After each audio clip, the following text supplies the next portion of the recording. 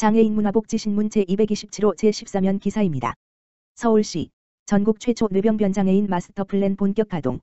서울시가 전 생애에 걸쳐 재활과 치료가 필요하지만 그동안 지원 사각지대에 있었던 뇌병변 장애인과 가족을 위한 전국 최초의 마스터 플랜을 올해부터 본격 가동한다.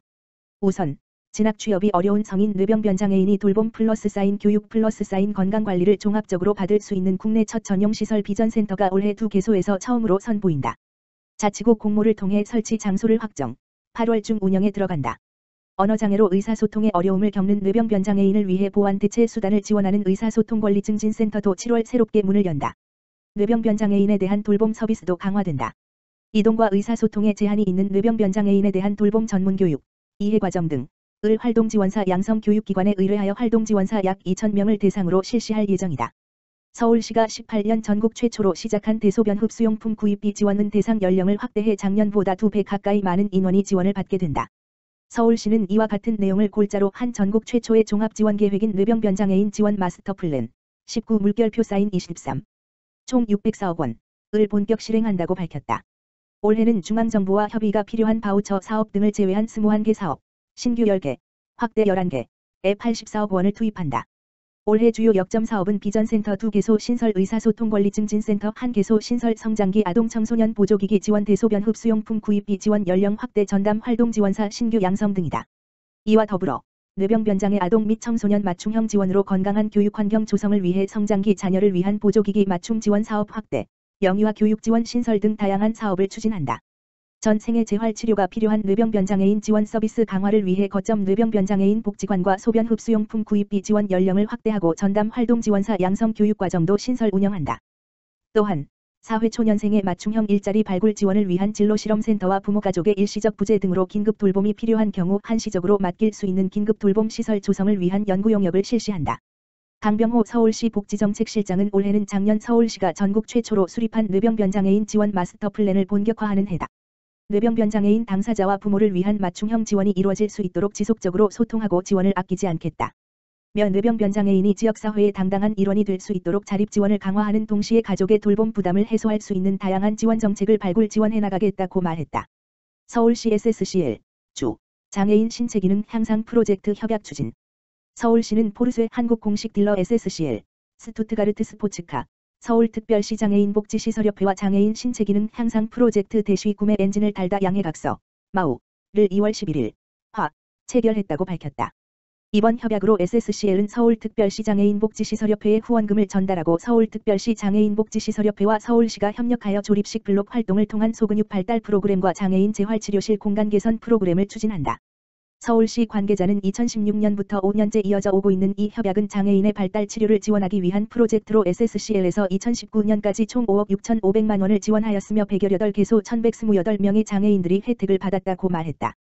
특히 지난해부터는 참가자들의 보다 체계적인 재활치료를 지원하기 위해 장애 유형별 맞춤형 재활 프로그램 사업을 신설하였으며 공모를 통해 지원기관별로 맞춤형 음악치료 심리 재활 다감각 자극치료 등 다양한 방법으로 장애인들의 효과적인 재활을 돕고 있다.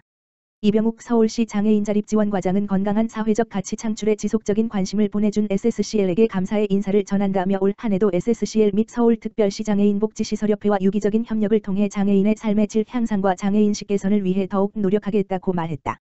허곤 서울특별시 장애인복지시설협회 회장은 장애인들의 꿈과 자립을 위해 사회와 소통하고 도전할 수 있는 환경을 만들어 나가는 것이 매우 중요하다며 앞으로도 장애인들의 재활의지를 고취시킬 뿐만 아니라 사회적 참여와 역할 확대를 이끌어낼 수 있도록 최선을 다하겠다고 전했다. 또 코로나19 피해 중소기업 소상공인 특별자금 2,000억으로 긴급 확대. 경기도는 코로나 바이러스 감염증 -19로 인한 피해 중소기업 지원자금을 총 2,000억 원으로 긴급 확대했다고 16일 밝혔다. 이는 당초 700억 원보다 1,300억 원이 늘어난 규모다. 도는 지난 6일 감염병 확산으로 직간접적 경제적 피해를 입은 중소기업과 소상공인을 대상으로 특별자금 총 700억 원을 지원한다는 신종 코로나 바이러스 사태 관련 경기도 지역경제 및 내수시장 활성화 방안을 발표한 바 있다. 이후 경기신용보증재단의 각 지점 23개소에서 예비상담을 거쳐 지난 12일부터 시작된 중소기업 대상 자금 신청 결과 이틀 만에 지원 규모 200억 원가 촉과돼 긴급히 1,300억 원을 추가 배정하게 된 것이다. 이번 추가 대책과 관련해 이재명 경기도지사는 이틀 만에 지원 규모를 넘어선 신청이 접수된 것은 우리 경제가 교역 1위 국가인 중국 경기의 불안정 등으로 상당한 어려움을 겪고 있고 도내 중소기업의 생산 차질과 경제활동 제한, 소비 침체 등 많은 피해가 발생하고 있음을 여실히 보여주는 것이라며 선제적이며 신속히 그리고 정확하게 추가 대책을 계속 강구할 것이라고 말했다. 이번 자금 역시 코로나19 사태로 직간접적 경제적 피해를 입은 도내 중소기업과 소상공인이 지원 대상이다. 중소기업은 업체당 최대 5억 원 이내, 소상공인은 최대 1억 원 이내에서 지원한다. 중소기업은 중국과의 수출입 직간접 피해 사실 확인 등을 거쳐 지원할 예정이다. 대출 금리는 경기도 육성기금에서의 2차 보전 지원으로 은행금리보다 중소기업은 1.5%, 소상공인은 2% 낮게 이용하도록 해 부담을 대폭 줄였다. 지원 희망 중소기업 소상공인은 경기신용보증재단 1577-5900 23개 지점 전담 창구를 통해 방문 상담 접수하거나 경기도 중소기업 육성자금 홈페이지 g-money.gg.co.kr을 통해 온라인 신청도 가능하다. 별표 사인기 시행 중 8,500억 원 규모 신보, 금융, 보증 지원도 지속 시행, 신청 가능. 한편, 도는 이와는 별도로 중앙정부에서도 기존 자금 지원 대책, 총 2,500억 원 규모를 대폭 확대해 줄 것을 지난 14일 중소벤처기업부에 건의했다. 이재명 민생현안 1호 안양 연현마을, 시민공원 조성 결정.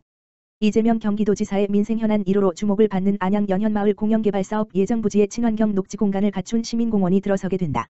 경기도는 안양시 만안구 석수동 일대 아스콘 공장 지역 11만 7천여 대지에 1187세대의 공공주택을 건설하려던 계획을 바꿔 4만여 규모의 공원을 조성하기로 했다고 16일 밝혔다.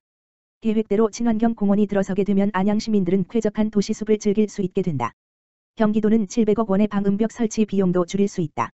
해당 지역은 대기오염물질 배출 및 소음 등으로 일대 주민들의 민원이 끊이지 않았던 곳으로 이재명 경기도지사가 2018년 7월 취임 이후 처음으로 방문한 민생 현장이자 공영 개발을 제안했던 민선 7기 민생현안 1호로 알려진 곳이다. 도는 애초 이곳에 공공주택을 건설하는 안양 연현마을 공영개발 사업을 추진할 계획이었다. 그러나 제2경인고속도로와 서해안고속도로에 둘러싸인 입지 여건으로 인해 개발 사업 추진 시 방음벽 설치 등 700억 원의 막대한 추가 예산이 소요될 수밖에 없는 구조였다. 이에 안양 시민들의 쾌적한 여가 활용을 가장 주안점에 두고 공공주택 건설 대신 시민공원을 조성하기로 한 것이다. 이는 개발 제한구역 훼손지 복구에 인근 시 군 부지를 활용하는 전국 최초의 사례이며 직접 복구를 원칙으로 하고 있는 정부 정책도 충실하게 이행하는 전국적인 모범 사례이기도 하다. 현행 개발 제한구역의 지정 및 관리에 관한 특별조치법은 각종 개발 사업으로 개발 제한구역을 훼손할 경우 사업구역 전체 훼손 면적의 10에서 20%에 해당하는 부지를 시군 관할 내부 또는 인접지역에 확보해 녹지로 복구하도록 의무화하고 있다. 단, 복구가 용이하지 않은 경우에 한 해 그에 상응하는 부담금을 납부하도록 규정하고 있는데 대부분의 사업 시행자들이 부지 확보의 어려움 등으로 훼손지를 복구하는 대신 관행처럼 부담금을 납부하고 있다. 도는 이런 점을 감안해 안양시 인근 시군의 개발 제한구역 훼손지 복구 물량을 활용, 시민공원 조성을 추진하기로 했다. 도는 향후 행정 절차로 올해 안양 연현마을의 아스콘 공장 부지를 개발 제한구역 복구 진행 대상지로 확정하고 2021년 내로 보상 및 착공을 마무리한 뒤 2023년 준공할 계획이다. 김준태 도시주택실장은 낡고 오염된 공장 부지에 공원이 들어설 경우 인근 석수체육공원과 연계해 시민의 쾌적한 여가 환경 조성과 편의 증진이 기대된다며 안양 지역을 대표하는 랜드마크가 될 수 있도록 적극적인 행정 지원을 해나갈 것이라고 밝혔다. 경기도교육청 홈페이지 사용자 중심으로 새 단장. 경기도교육청, 교육감 이재정, 이 사용자 중심으로 새롭게 개편한 홈페이지 http://www.go.ag.kr 서비스를 17일부터 시작한다. 개편 홈페이지는 모바일 중심의 인터넷 환경 변화를 반영해 태블릿, 스마트폰 기기 환경에서도 PC 버전과 같은 기능과 정보를 구현하는 반응형 웹 서비스를 제공한다. 또 개편 홈페이지 메인 화면에는 사용자가 도교육청 페이스북, 유튜브, 블로그 등 소셜 네트워크 서비스, SNS에 쉽게 접근할 수 있도록 관련 콘텐츠 이미지와 세부 내용이 노출된다. 그동안 별도 홈페이지를 통해 운영해온 전자민원 창구 서비스, 민원.go.kr는 도교육청 홈페이지로 통합된다. 이에 따라 사용자는 도교육청 홈페이지 민원 안내, 경기교육신문고, 홈에듀 민원 서비스, 정보공개 청구 메뉴를 통해 민원 서비스를 편리하게 이용할 수 있게 됐다. 경기도교육청 이영일 교육정보 담당관은 모바일 친화적인 홈페이지 개편으로 누구나 기기 환경에 구애받지 않고 편리하게 경기교육 정보에 접근하고 이용하게 되길 바란다며 도교육청 홈페이지가 경기교육 소통 창구가 될 수 있도록 최선을 다하겠다고 말했다. 경기도 마스크 소비자 피해 신고 열흘 만에 714건 접수. 성남시에 거주하는 A씨는 지난달 29일 인터넷 열린 장터에서 마스크 백스무매, 한 매 415원을 주문했다가 판매자로부터 재고 없음으로 자동 취소됐다는 통보를 받았다. 그런데 그 판매자가 같은 날 저녁 마스크 가격을 4배로 올린 데 이어 그 다음 날에는 100매에 43만 원까지 인상해 판매하는 것을 보고 경악을 금치 못했다. 고양시에 거주하는 B씨는 지난달 31일 인터넷 열린 장터에서 마스크를 한 매당 1945원에 80매, 15만 5,600원 주문했으나 배송비를 차감하고 환불한다는 판매자의 일방적 취소 안내 문자를 받았다며 울분을 터뜨렸다. 코로나19로 인해 마스크 수요가 늘자 이를 악용해 계약을 취소하거나 가격을 인상시키는 등 업자들의 횡포가 잇따르고 있다. 경기도는 이재명 도지사의 지시에 따라 지난달 31일부터 지방정부 최초로 경기도 소비자정보센터의 마스크 소비자 피해 신고센터 지역번호 031-251-9898를 설치해 운영한 결과 10일 만에 714건의 신고가 접수됐다고 밝혔다. 신고 내용을 살펴보면 공동할인 구매 등 인터넷 열린 장터를 이용한 경우가 611건, 85.6%로 대부분이었고 개별 판매 사이트 이용 38건, 5.3%, 홈쇼핑 30건, 4.2%. 순이었다. 기타 중고거래나 일반 매장에 대한 신고도 35건, 4.9% 접수됐다. 사례별, 중복집계로 보면 판매자의 주문 취소 요청이나 일방적인 취소가 489건, 68.5%로 가장 많았고 일방적인 마스크 가격 인상에 대한 신고 제보도 170건, 23.8% 접수됐다.